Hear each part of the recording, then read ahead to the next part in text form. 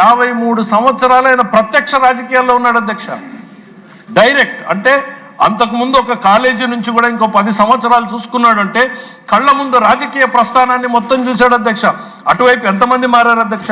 జలగం వెంగళరావు గారు, చెన్నారెడ్డి గారు, టంగుటూరు అంజయ్య గారు, భవనం వెంకటరామరెడ్డి గారు, కోట్ల విజయభాస్కర్ రెడ్డి గారు, మరి జనార్దన్ రెడ్డి గారు, రాజశేఖర్ రెడ్డి గారు, కొంజేటి రోషయ్య గారు, కిరణ్ కుమార్ రెడ్డి గారు, జగన్మోహన్ రెడ్డి గారిని అందరినీ చూశారు అధ్యక్ష వారు.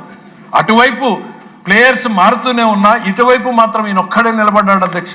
ఈ రాష్ట్రం కోసం తను నమ్మినటువంటి సిద్ధాంతం కోసం నిరంతరం ఎన్ని ఆటుపోట్లను ఎదుర్కొన్నాడో ప్రత్యక్షంగా చూసాం అధ్యక్ష. కానీ ఏ రోజు మనోస్థైర్యాన్ని కోల్పడకుండా పోయాడు అధ్యక్ష.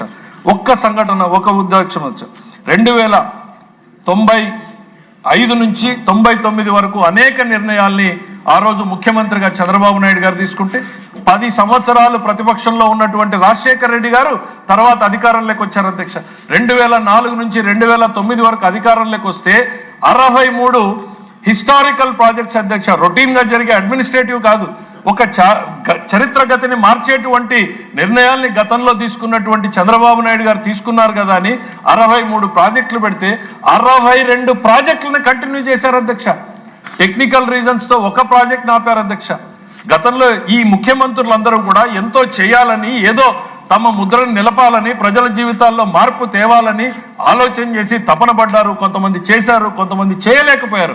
కానీ నష్టం చేయాలన్నటువంటి ఆలోచనతో అధికారంలోకి వచ్చినటువంటి ఏకైక వ్యక్తి జగన్మోహన్ రెడ్డిగా చరిత్రలో మిగిలిపోతాడనేటువంటిది సందర్భంగా చెప్తున్నా అధ్యక్ష. ఈ రాష్ట్రంలో ప్రతి ఒక్క ముఖ్యమంత్రి ఏదో ఒక వర్గాన్ని ఓన్ చేసుకునే ప్రయత్నం చేశాడు, ఏదో ఒక వర్గానికి మంచి చేసేటువంటి ప్రయత్నం చేశాడు. కానీ జగన్మోహన్ రెడ్డి గారు ఈ రాష్ట్రంలో ఏం మంచి చేశారు? ఈ రాజధానిలో ఒక ఇటుకని పెంచాడా, లేక తాను చెప్పినటువంటి విశాఖలో మరో పారిశ్రామికవేత్తని తయారు చేయగలిగాడా, లేకపోతే ఏం సాధించాడు, ఓ ఇరిగేషన్ ప్రాజెక్టుని చేశాడా అనేటువంటిది ఈ సందర్భంగా మనం గుర్తు చేయాల్సినటువంటి సందర్భం అధ్యక్ష.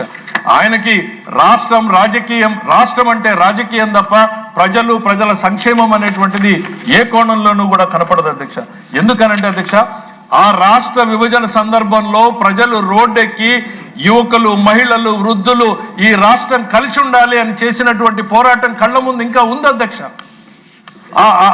ఆ హోరు జోరు ఇప్పటికీ కూడా వినిపిస్తూనే ఉంది అధ్యక్ష. ఆ రోజు సభలో నేను మాట్లాడుతూ చెప్పాను అధ్యక్ష, విడిపోతే పడిపోతాం, చెడిపోతాం అని కళ్ళ ముందు చూస్తూనే ఉన్నాం అధ్యక్ష. దాని నష్టాలని ఈ రోజుకు కూడా తీర్చుకోలేకుండా పోతా ఉన్నాం. అటువంటి పరిస్థితుల్లో నమ్మి ఓట్లేసినటువంటి ప్రజానీకానికి మరింత ఉత్సాహాన్ని, నమ్మకాన్ని ఇచ్చేలాగా ప్రయత్నం చేయాల్సినటువంటి ముఖ్యమంత్రి ఎంత కన్ఫ్యూజన్ క్రియేట్ చేసేటువంటి పరిస్థితుల్ని చేశాడు అనేటువంటిది ఇంతకుముందు వీడియోలోనే చూపించాం అధ్యక్ష.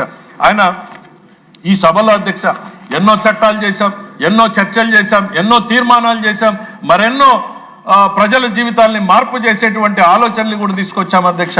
అదే సభలో కూడా ఈ రాష్ట్ర భవిష్యత్తుని నాశనం చేసినటువంటి దిశగా జరిగినటువంటి 3 రాష్ట్రాల బిల్లుని కూడా ఈ సభలో పెట్టింది కూడా అక్కడుండి చూసాం అధ్యక్ష. ఆ రోజు